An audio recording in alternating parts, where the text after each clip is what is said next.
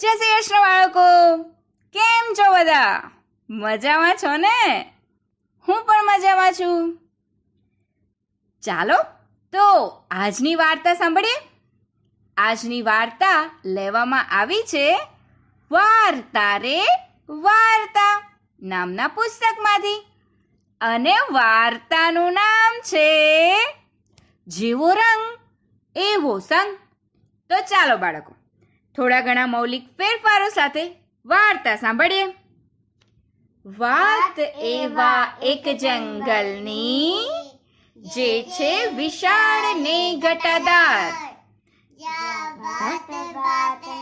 પક્ષી પ્રાણી ને વચમાં મોટું તળાવ, જ્યાં વડ પીપળો ને લીમડો ને બોરસલીના ઝાડ, આવા સુંદર મન ઉપવનમાં બન્યો આ કેવો બનાવ.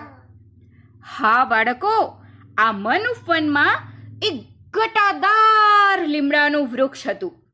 આ વૃક્ષ પર પોપટનો માળો હતો ને આ માળામાં પોપટ ને એના બે નાના નાના પ્યારા પ્યારા બચ્ચા રહેતા હતા. એક દિવસની વાત છે.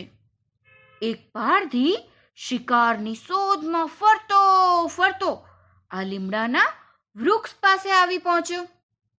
આ પારધી તો ખૂબ બધું ચાલ્યો હોવાથી એને ખૂબ થાક લાગ્યો હતો, એટલે એ તો આરામ કરવા આ લીમડાના વૃક્ષ નીચે બેસી ગયો. ત્યાં તો એણે પોપટના બચ્ચાનો અવાજ સાંભળ્યો.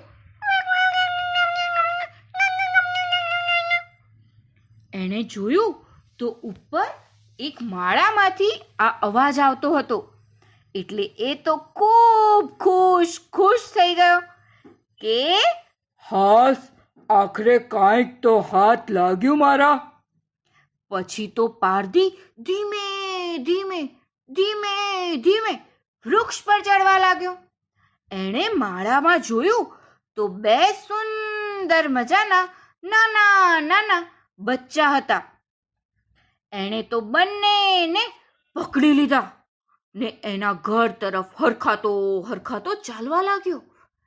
એ જતો હતો ત્યાં રસ્તામાં એને એક કુટીર જોઈ. એ કુટીર એક સાધુ મહારાજની હતી. પારધીને થયું, લાવને આ એક પોપટનું બચ્ચું સાધુ મહારાજને આપી દઉં. ને પછી તો એ સાધુ મહારાજને એક બચ્ચું આપી એમના આશીર્વાદ લઈને એના ઘર તરફ ચાલી નીકળ્યો. ઘરે જઈને આ પારધીએ તો એના ઘરના આંગણામાં જ એ બચ્ચાને પાંજરામાં પૂરીને લટકાવી દીધું, પાંજરું એક ખીટીએ.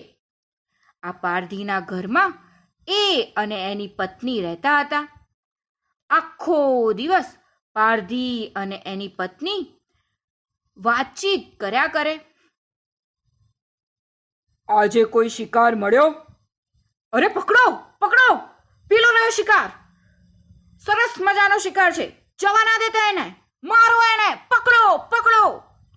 આ બધી જ વાતચીત આખો દિવસ આ પારધીના ઘરમાં થયા કરે. આ બધી વાતચીત પેલો પાંજરામાં બેઠેલું પોપટનું બચ્ચું રોજે રોજ સાંભળે ને તો સાંભળીને એ પણ હવે પેલું સરસ શિકાર છે, પકડો, મારો, પકડો, જવા ના દેશો, એવું બધું બોલવા લાગ્યો હતો. અને આ બાજુ પેલું બીજું બચ્ચું પણ સાધુ મહારાજના ત્યાં દિવસે ને દિવસે મોટું થતું જતું હતું. એ તો નાનું હતું ને, એટલે સાધુ મહારાજે એમની કુટીરમાં જ એને તો રાખ્યું હતું, અને સાધુ મહારાજ એનું ખૂબ ધ્યાન પણ રાખતા હતા. સાધુ મહારાજના ત્યાં તો રોજ મંત્ર જાપ થાય, અગ્નિહોત્ર થાય, અતિથિ આવે કે પધારો પધારો અતિથિ દેવ, રામ રામ, આપ ક્ષેમ કુશળ તો છો ને, જેવી વાતચીત થાય. ને આ બધી વાતચીત આશ્રમમાં મુક્તપણે ફરતું આ પોપટનું બચ્ચું પણ સાંભળે ને હવે તો એ પણ આવી જ વાતચીત કરતું હતું. બોલો બાળકો, એક દિવસની વાત છે. એ નગરનો રાજા વન વિહાર કરવા માટે નીકળ્યો હતો. ત્યાં તો ફરતા ફરતા આ રાજાની સવારી પેલા પારધીના ત્યાં પહોંચી. રાજાને થયું, લાવ, મારા પ્રજાજનો ને કોઈ તકલીફ તો નથી પડતી ને, એમ પૂછી તો જોઉં. ને આમ વિચારી રાજાજી તો પારધીના ઘરમાં ગયા. પણ ત્યાં તો તરત જ આંગણામાં લટકેલા પાંજરામાંનો પોપટ તો બોલી ઉઠ્યો, પકડો, પકડો, શિકાર સારો છે, જવા ના દેશો, મારો, મારો, પકડો. આ સાંભળીને રાજાજીને તો ખૂબ ગુસ્સો આવ્યો. એમણે તો એમના સૈનિકોને કહ્યું, પકડી લો આ પોપટને પાંજરા સાથે. આ મને આવું કહે છે? ત્યાં તો પેલો પારધી ને એની પત્ની દોડતા દોડતા આવી પહોંચ્યા ને કહેવા લાગ્યા, મહારાજ, અમને ક્ષમા કરો, આ પોપટ તો કંઈ પણ બોલે છે, અમને માફ કરો, માફ કરો.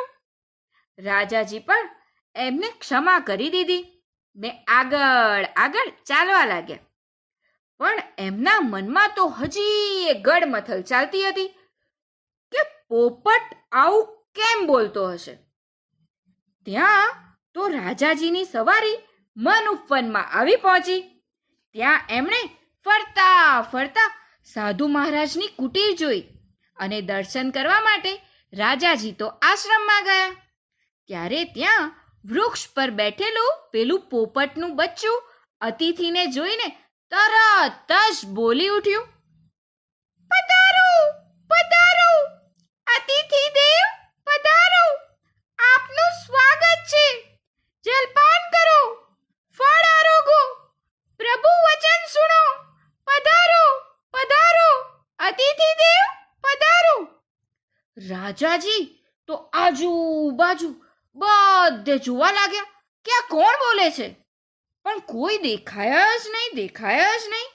ત્યાં તો ફરી અવાજ આવ્યો, પધારો, પધારો. ને રાજાજીએ જોયું તો આ વૃક્ષ પર બેઠેલો એક પોપટ બોલતો હતો. રાજાજી તો આ સાંભળી ને ખૂબ આનંદિત થઈ ગયા, પણ સાથે સાથે આશ્ચર્યચકિત પણ થઈ ગયા ને વિચારવા લાગ્યા, આ બંને પોપટ જ છે ને છતાંય બંનેના વ્યવહારમાં આટલી ભિન્નતા કેમ કેમ? ત્યાં તો સાધુ મહારાજને રાજાજીએ જોયા. સાધુ મહારાજ પ્રભુ સ્મરણ કરતા હતા. સાધુ મહારાજને પ્રણામ કરીને રાજાજીએ આસન ગ્રહણ કર્યું. ત્યાં તો એક શિષ્ય રાજાજી માટે પાણી લઈને આવ્યો ને બીજો શિષ્ય ફળફળાદી લઈ આવ્યો. રાજાના સેવકોનો પણ અતિથિ સત્કાર કર્યો ને સાથે સાથે ઘોડાઓને પણ ઘાસ પાણી આપ્યા. રાજાજી તો હજી પણ આ પોપટની વાતમાં જ ખોવાયેલા હતા. આ જોઈ સાધુ મહારાજે પૂછ્યું, આજે કેમ કોઈ વિચારમાં ખોવાયેલા લાગો છો તમે? ત્યાં તો રાજાજી તરત જ બોલી ઉઠ્યા, મહારાજ, જુઓ ને, પોપટે પોપટે કેટલો ફેર હોય છે. ત્યાં પારધીના ત્યાં રહેલો પોપટ મને જોઈને કહે છે, મારો, મારો, ને અહીં આપના આશ્રમમાં રહેલો પોપટ મને કહે છે, પધારો, પધારો. મને એ સમજાતું નથી કે આમ કેમ? સાધુ મહારાજ તો આખી વાત સમજી ગયા ને કહેવા લાગ્યા, એમાં એવું છે કે આ બંને પોપટો તો સગા ભાઈઓ જ છે. આ સાંભળીને રાજાજીની નવાઈનો પાર ના રહ્યો. બોલો બાળકો, રાજાજીને ખૂબ નવાઈ લાગી. એ તો બોલી ઉઠ્યા, શું વાત કરો છો? તે બે ભાઈઓ છે ને તોય આટલો બધો ફેર? એટલે સાધુ મહારાજે કહ્યું, રાજાજી, એ ફેરનું કારણ છે તેમનો ઉછેર ને તેમની આસપાસનું વાતાવરણ. પોપટને તો તમે જે શીખવો તે શીખે ને પાછું તે તો જે સાંભળે તેવું જ બોલે. તેમાં પોપટનો કશો વાંક નથી. પારધીના ઘરમાં જે વાતચીત થતી હતી તે પેલો પોપટ સાંભળતો હતો ને તે બોલતો હતો. જ્યારે આ પોપટ આશ્રમમાં જે વાતચીત થાય છે તે બોલે છે. એમાં નવાઈની કોઈ વાત નથી. રાજાજીને તો હવે બધું સમજાઈ ગયું ને પછી રાજાજી તો કહેવા લાગ્યા, સાચી વાત છે મહારાજ, જેવો સંગ એવો જ રંગ. ને પછી રાજાજી સાધુ મહારાજને પ્રણામ કરીને પોતાના મહેલે ગયા ને પછી તો બધાએ ખાધું પીધું ને મજા કરી. વાર્તા થઈ ગઈ પૂરી, બાળકોને મજા પડી. ચાલો જઈએ પોઢી, નિંદર આવી પહોંચી. કાલે મળીશું ફરી, વાર્તા લઈને નવી. તો ચાલો બાળકો, આજનું ઉખાણું સાંભળીએ. મુખ હાથી શરીર માનવ, મંગલ કાર્યમાં સૌથી આગળ. લાડુ મારું પ્રિય ભોજન, ઉંદર મારું પ્રિય વાહન. તો બોલો બોલો બાળકો, કોણ છું હું? આ ઉખાણાનો જવાબ તમે મને જરૂરથી મોકલાવજો. હું તમારા જવાબની રાહ જોઈશ. આવજો બાળકો. જય શ્રી કૃષ્ણ. નમો નમઃ.